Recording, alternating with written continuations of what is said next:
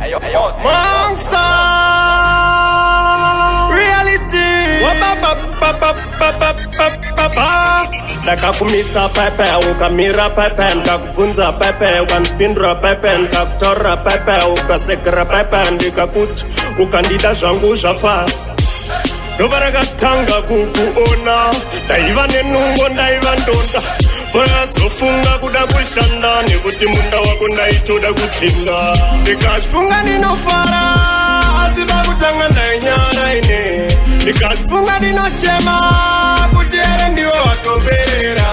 Ndikachifunga ndinofara asi pakutanga ndainyara ine, ndikachifunga ndinochema kuti ere ndiwo watoperera. Aindinetsa zvaindistresa kuti pandichasanganowe ndichakutiko, kuti undide ndichakuti kudi.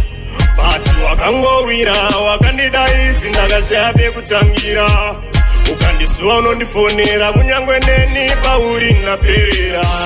Ndikachifunga ndinofara asi pakutanga ndainyara ine, ndikachifunga ndinochema kuti ere ndiwe watoperera. Ndikachifunga ndinofara asi pakutanga ndainyara ine, ndikachifunga ndinochema kuti ere ndiwe wakatanga sekutamba sekuseka, ukadzipa moyo wangu sandateka. Ndakanyara sendisina kupfeka, siwe hauna kuzimbondiseka. Pandikakubvunza zita ukati unonzi Mazvita, ndakatenda Mwari Mazvita nokundisanganisa nemwana akadai uyu anoita uyu. Ndikachifunga ndinofara asi pakutanga ndainyara ine, ndikachifunga ndinochema kuti ere ndiwe watoperera.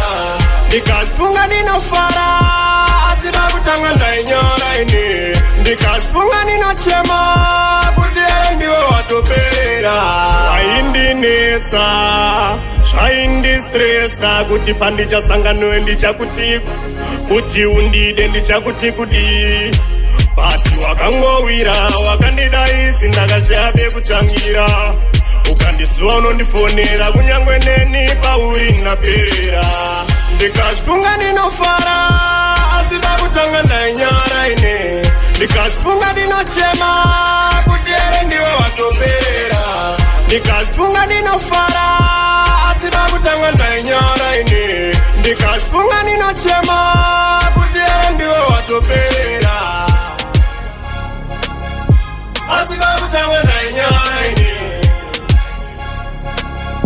kuti ere ndiwe watoperera. Asi pakutanga ndainyara ine, kuti ere ndiwe watoperera.